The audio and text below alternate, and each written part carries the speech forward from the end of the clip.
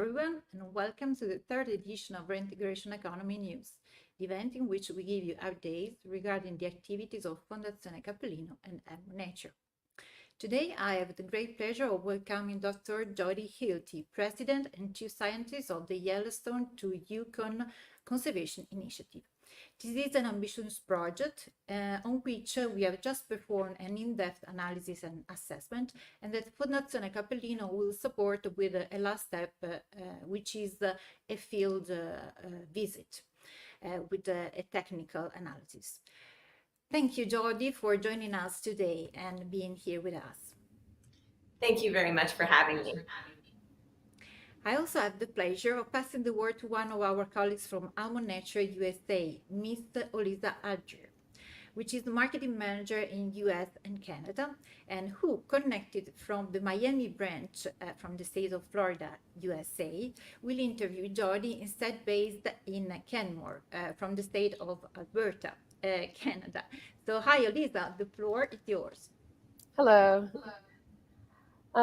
So hi, Jody. Just to start off with, could you tell us about the Yellowstone to Yukon Conservation Initiative, also called Y2Y? Why is it relevant, and what is your long-term vision? Well, maybe the best way to just invite people into Y2Y is to tell a story about a particular wolf in the early 1990s who pretty much embodies Y2Y. Fluey the wolf she got a radio collar put around her neck just south of Banff National Park.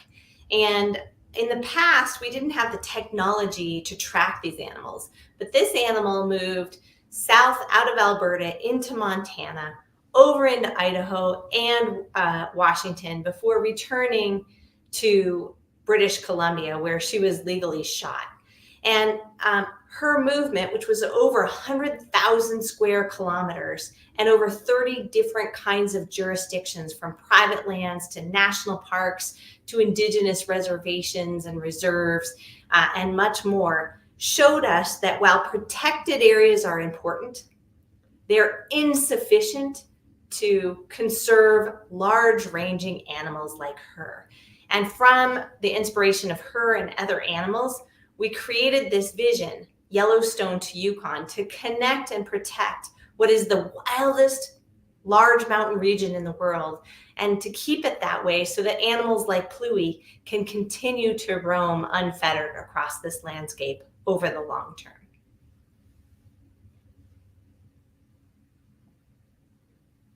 Thank you. My next question is, how do you prioritize the various conservation projects within such a vast area, and how do you measure the real impact? Yeah, that is a challenge.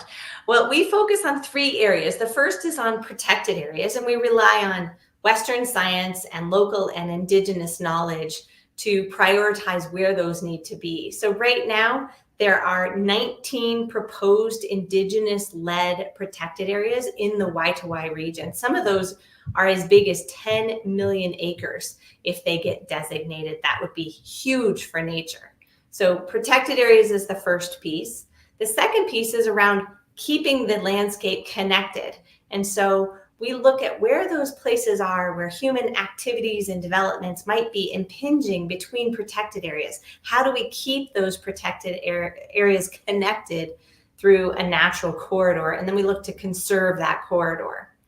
And our third area of focus is in communities living in harmony with nature. So if we have ranching communities that are struggling with large carnivores, or urban communities that are being taken over by wildlife and they're having problems, we come in and offer tools and approaches so that they can be nature positive communities.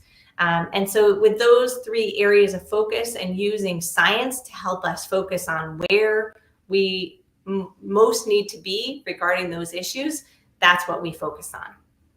Okay, great. Can you tell me, what are the biggest challenges Y2Y faces in achieving its conservation goals? Yeah, well, I think that there are three. So the first one is really about mega developments. We're talking about proposals like the one that Alberta came up with to open the entire Rockies in Alberta to open pit metallurgical coal mining. That's a fundamental threat. And these kinds of threats pop up in various parts of the Y2Y region. Our second major threat is what we call death by 1,000 cuts. So it's smaller developments and human activities that are multiplying across the region. And we see that, for example, affecting wolverines. So it can be something as simple as really increased recreation. We know that wolverines are declining even in national parks like Banff National Park, Canada's very first national park. And so we have to really be careful to watch that we just don't overwhelm parks and other areas with too much activity.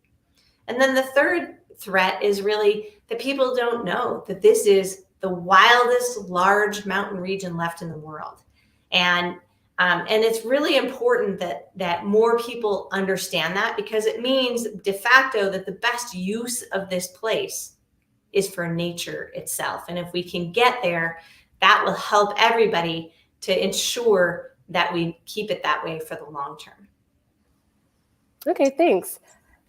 What do you expect from the support that Fondazione Capellino will bring?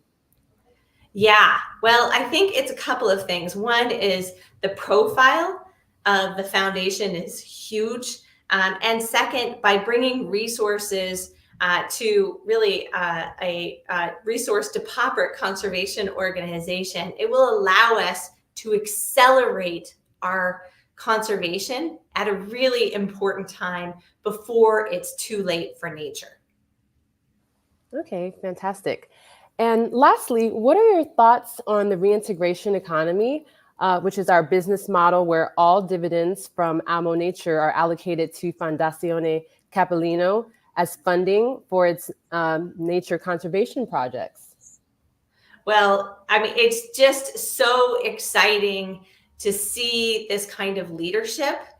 It is a really novel approach. There's very few businesses that are doing it. And to me, I think, and I'm hopeful that it will be the future for how businesses operate. So if businesses are taking things from nature to be able to give back and mitigate those impacts and to leave the world a better place is so, so important, especially today when we're facing the existential threats of things like climate change and biodiversity loss. This kind of approach is just showing immense leadership. Fantastic. Thanks so much. Thank you. It's a pleasure to talk to you. Same here. Do we have any questions from the public? Not at the moment. Okay, in the meantime, I can say it was really very interesting to listen to your interview. I really appreciate your participation today. And we wait for maybe 1 minute to see if there is any question from the public. Thank you.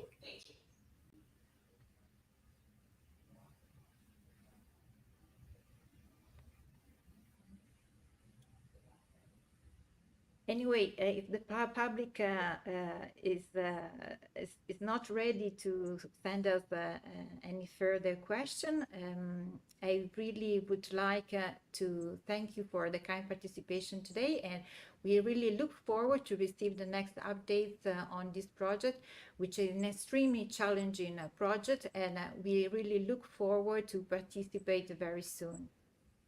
So maybe, Alfonso, if you agree, we can postpone the question at the end of the service, and we can, I really thank you again for this kind participation today, and we'll see you soon, Jody and Olisa, again, see you for the next episode of Reintegration Economy News, and take care. If you can continue to attend our Integration Economy News today, we would appreciate.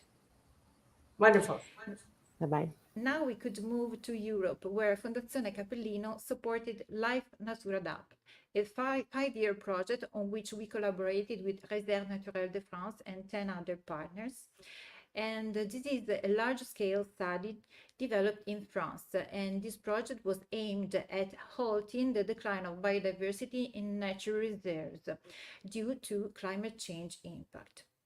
After that, another colleague based in Italy from Elmo Nature Benefit, Miss Paola Paniccia, will receive an interview, a second interesting guest, and she will introduce to you. You can pass to the next service.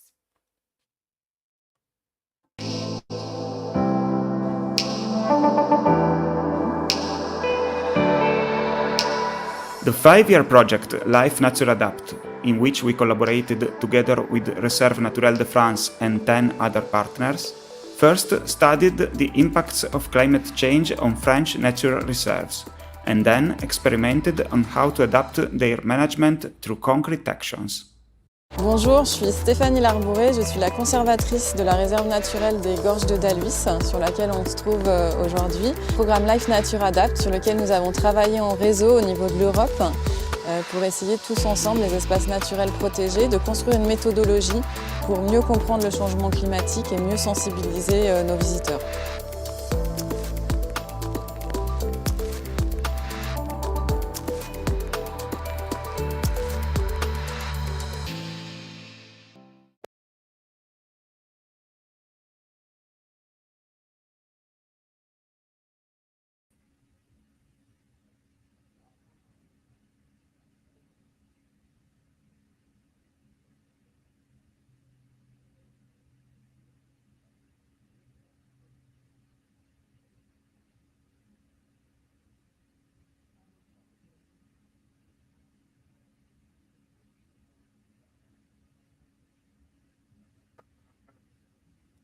Can you hear us, Jody? Yes, I can. Okay. There is a question from the public. They are asking us what are the next steps on this project, and also in the relationship between Almo Nature, Fondazione Capellino, and Y2Y. Thank you. So some of the key next steps that we're working on are getting wildlife safely across roads. So we're working both in the United States and in Canada on some of the busiest roads that cut east-west across the Y2Y region. Those are huge barriers. We had one bear named Lingapolter who approached Interstate 90 in Montana. And it literally, when you look at the tracks from the radio collaring, it bounced off that road 44 times until it found an open bridge so that it could get underneath the highway. And those kinds of barriers are devastating for wildlife. It can cut off migrations. It can separate populations such that they're too small to survive and they can't access the resources they need. And also, wildlife on roads can be really dangerous for people. So by fencing the highways and putting overpasses for wildlife to walk over the roads as well as underpasses is a huge priority for us. We are also working on advancing protected areas. We want to get to 30% of our landscape protected by 2030. That's part of the global commitment the world has made to get to 30% protected areas by 2030. And if we can move forward with all of the indigenous-led visions for protected areas, we would achieve that. The question was asked, what is our relationship between the foundation and ALMA and Y2Y? And we're currently exploring that relationship. ALMA has a really unique approach, such that all of the proceeds go to the foundation, and that that foundation then supports conservation organizations such as Y2Y. So we're really pleased that we're going to be hosting a visit so that they can better get to know the Y2Y region and make a decision about whether it's a good fit for the foundation. Thank you, Jody. Very kind of you. We have another question from the public. They are saying that it sounds like a truly amazing project, and they ask if there is any way that we are able to participate and join and help. Firstly, I start from my side in the future participating. through Alma Nature products because the entirety of the net profits are totally invested in the project. And Jody? Yes, so definitely Alma Nature, as well as for us, you can go to our website, www.y2y.net.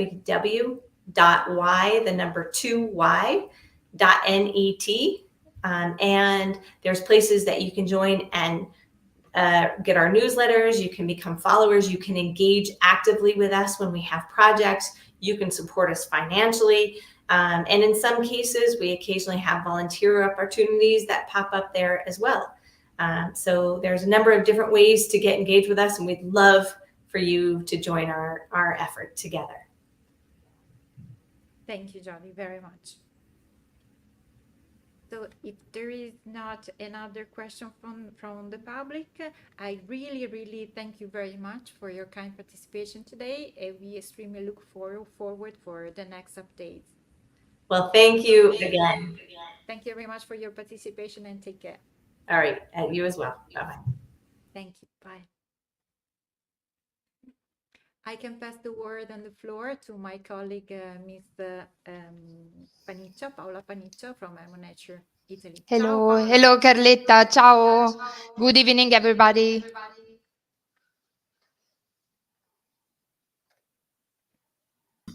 Hi, hello, Elisa. Nice to meet you again. Such a pleasure having you as a guest today. Thank you. Thank you for having me. Hi, Elise. Hi. Today, together, we'll be exploring several fascinating initiatives, such as the Life Nature Adapt project that we just highlighted. And we are joined by Alice Di Concetto, a lawyer specializing in EU animal protection law, and who is the Executive Director and Chief Legal Advisor at the European Institute for Animal Law and Policy. Hi, Paola. Hello, everyone. And yeah, thank you so much for having me here. Let's jump right in with the first question. We just watched a video about the Life Nature Adapt project, to which the Fondazione Capellino participates in France. My question is related to this. Can you tell us more about the reason that led to the adoption of the nature restoration law in Europe? Sure thing. Yeah. So the Nature Restoration Law is a legislation that the EU adopted to implement the Paris Agreement. And the Paris Agreement is an international treaty that was adopted in 2015 by the United Nations to mitigate climate change and limit global temperature rise below 2 degrees Celsius by the end of the 21st century. So put very simply, the Paris Agreement basically requires countries around the world to take measures to limit their greenhouse gas emissions. And to achieve this objective, the 27 EU member states give a mandate to the European Commission. The European Commission is basically the government of the EU, to take a series of measures to limit greenhouse gas emissions across all sectors in the EU economy. And the European Commission presented those measures in 2020 in a document called the Green Deal. Maybe you've heard about it. And a whole section of the Green Deal called the Biodiversity Strategy is dedicated to measures targeting biodiversity conservation that the European Commission committed to implement by 2030. And among these measures is the adoption of a law aiming to restore nature. That's the EU Nature Restoration Law, which is a regulation that was passed in June of this year, in 2024. And this regulation just entered into force in August, so just a few days, a few weeks ago. And the 27 member states of the Union have until 2030 to implement it. Okay, thank you, Alice. Before we move on to the second question, let's take a look at what's happening in the Po Park in Piedmont, Italy, where the Fondazione Capellino is carrying out the Emys project.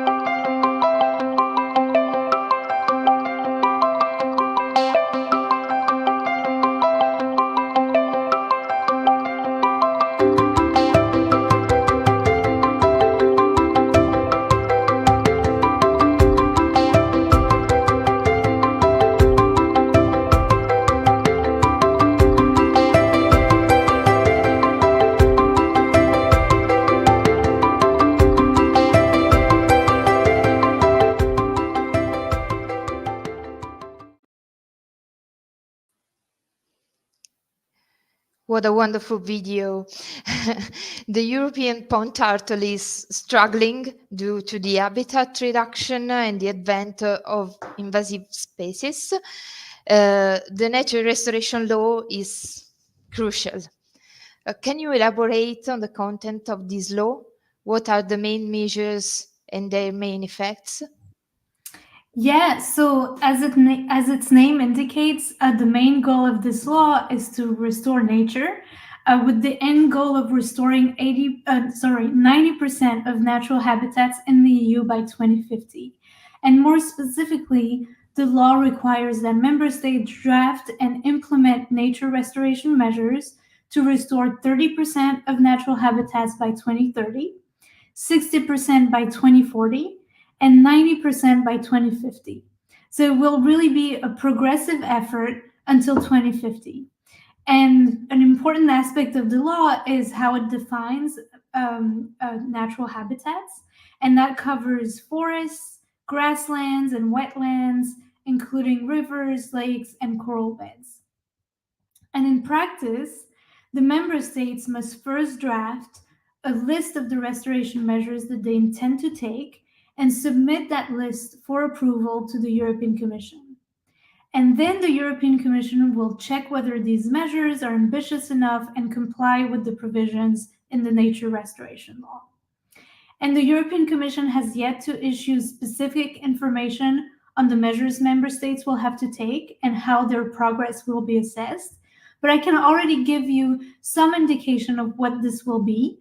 So for instance, member states will have to make progress on a series of indexes, such as the butterfly index and the birds index, which respectively assess the number and diversity of butterflies and birds in the EU.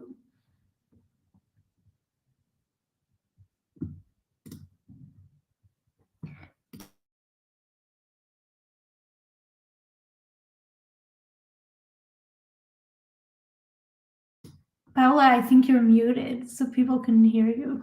I'm sorry, I was mute. I said, now let's shift our focus from the Fondazione Capellino to Almo Nature with an interview with Costanza Levera, Chief Communication Officer of the brand.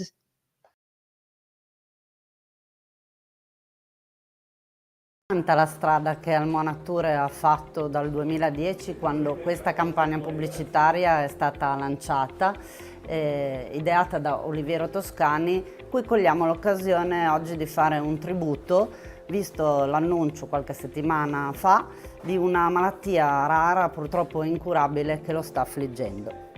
La campagna sanciva il passaggio dal payoff, dal loro punto di vista, al payoff al more, anticipando così la missione che il brand avrebbe assunto di lì in poi nei termini di una difesa olistica dei cani, dei gatti e anche della natura.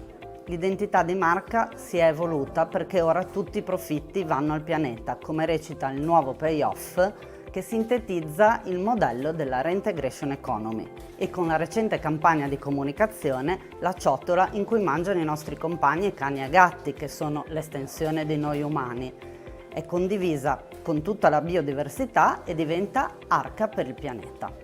È giunto quindi il momento di chiamare tutti i nostri stakeholder all'attivismo, creando la community della Reintegration Economy. Lo faremo da gennaio tramite l'iniziativa Reactivism, che riguarderà prima Companion for Life e subito dopo la biodiversità, la protezione della biodiversità con la rinaturalizzazione di micro e macro habitat. Tramite l'uso di tutti i canali di comunicazione digitali e il sostegno dei nostri partner di vendita online e offline, inviteremo le associazioni ad inviarci i loro progetti per il miglioramento del benessere dei cani e dei gatti in linea con i nostri valori.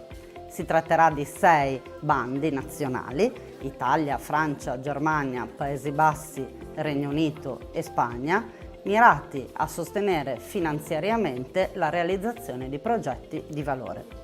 Inoltre verrà contemporaneamente intrapresa un'attività di lobbying sulla politica a livello dell'Unione Europea, creando una coalizione forte intorno a chi condivide la nostra visione al fine di migliorare l'attuale proposta di regolamento della Commissione UE sul benessere dei cani e dei gatti. L'obiettivo è quello di spostare la percezione legale degli animali domestici dal concetto di proprietà a quello di responsabilità degli umani nei loro confronti. Here we are again.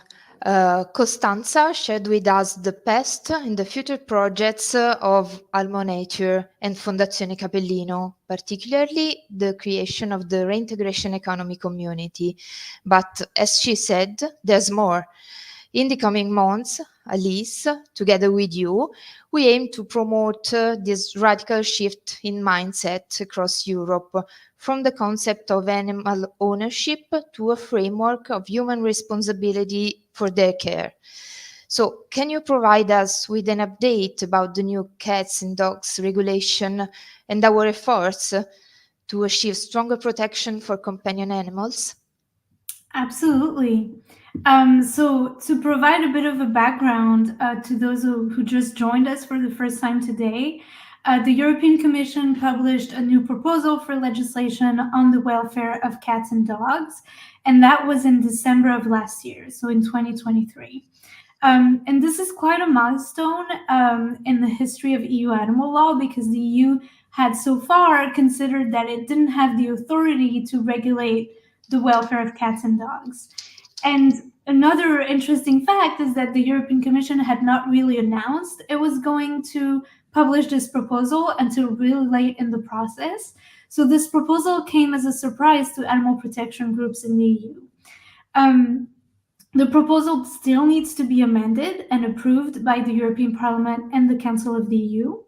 But this amendment process is going quite fast, as the Council of the EU, so the Council of the EU is one of the 3 institutions in the EU that gathers the heads of all 27 member states. And the Council of the EU already published its feedback on the proposal. So the Commission's proposal included additional rules on the identification and registration of cats and dogs, as well as animal welfare standards at the breeding stage. And most importantly, the European Commission insisted that sellers must educate buyers to be responsible for their animals. Okay. So in the next few months, our efforts will focus on improving this proposal in the European Parliament, and we will be working with the members of the European Parliament to make sure that such a principle of responsibility towards cats and dogs gets reinforced through more specific rules, including criminal rules that would penalize people who commit cruelty acts on cats and dogs. And we will also make sure that traceability rules will be effective. Okay, fine. Very interesting. I'm now curious to read if there are any questions from our viewers. Let's check. We have a question. Thank you for all you do, he said. This is a question for you, Alice. What do you believe we can expect to see from the new European Parliament and Commission? So on the issue of cats and dogs, or biodiversity, or both, or maybe it wasn't both? Both, about biodiversity. Okay, sure, I can start with that. So over the next 5 years, the European Commission will primarily focus on the implementation of the nature restoration law. So this means that the Commission will review the member states' plans to make sure that these plans comply with the objectives that are set in the nature restoration law. Still on biodiversity issues, the European Commission will start in a few years, so it won't be until 2026, the reform of the Common Agricultural Policy. So it's a set of 3 regulations that organize the distribution of subsidies to farmers. And it's hard to tell at this point whether the Commission will propose new conservation rules in the specific context of agriculture, but I'm sure those rules will be discussed at some point. And we also have yet to see whether the new Commission will adopt new laws to improve the fight against illegal trafficking of exotic animals. The EU is actually a major importer of exotic animals, alive or dead, and there's much to do to improve the enforcement of existing laws and also to improve those laws. So we'll have to wait until the European Commission presents its work program at the end of December to see if the next administration will prioritize this type of work. And on cats and dogs, it's yet to see. We'll see. It's really the European Parliament. We're waiting for the European Parliament to put the topic of cats and dogs to its agenda. It will likely be next year, maybe 2026, but that's in the works. Okay, we have another small question. Are animals considered property under the EU law? And what are the steps to create change for this? Yes, so that's a very interesting legal question. So strictly speaking, if you look at EU law, the EU doesn't really define the legal status of animals. So if we look at the Lisbon Treaty, which is the constitution of the EU, really, the EU there the legislature, the member states qualify animals as both agricultural products and sentient beings. So it's a bit of an ambiguous, very strange status. And if we look at this time, not at the constitution, but the legislation that's going to, regulate the ways in which we can treat animals, then it's pretty obvious that animals are really considered property. And more specifically, in the context of EU law, animals are considered as trade products. So products that can be produced and sold on the EU market. And that includes cats and dogs, which is, of course, very surprising because you wouldn't think as cats and dogs as being, tradable products. But one has to keep in mind that the EU doesn't really have the power to define the legal status of animals. This is primarily a prerogative of the member states through civil law. So the majority of member states expressly define animals as property. But some member states recognize animals as sentient beings and more or less explicitly qualify animals as non-property, but they still apply property rules to animals. So that's the case, for instance, in France and in Spain, where the law in those two countries recognizes animals as sentient beings, but still apply rules designed for property to animals. So overall, it's fair to say that animals are generally considered property in EU and national laws. And to change that, well, you would need to amend the legislation in the member states and perhaps also amend the wording of the Constitution of the EU. So amend the wording in the Lisbon Treaty to make it more explicit that animals are not just tradable products, they're also sentient beings and they shouldn't be considered as property. Okay. Thank you, Alice, for sharing your valuable insights with us today. It was a pleasure to have you on the program and to learn more about the important work being done to protect our environment and animal welfare across Europe. Thank you so much for having me. It was a pleasure. See you soon. Yeah, see you. Bye. Bye. Take care, everyone. Next up, we have an interview with Alessandro Gori, who will tell us more about the Sustainable Kitchen project by Almo Nature. Let's watch. Alessandro, e per chi ancora non mi conoscesse, sono il responsabile qualità Almo Nature. Ci troviamo qui oggi per un nuovo aggiornamento sul progetto Sustainable Kitchen, ovvero la realizzazione dell'impianto produttivo. Abbiamo individuato la zona specifica dove sorgerà l'impianto e si tratterà esclusivamente di recupero edilizio senza ulteriore consumo di suolo. Prevederemo l'utilizzo delle più avanzate tecnologie per la produzione di energia da fonti rinnovabili ed interventi di rinaturalizzazione in aree dedicate ai margini del sito produttivo. Per oggi questo è tutto, ci aggiorneremo alla prossima puntata della Reintegration Economy News. A presto!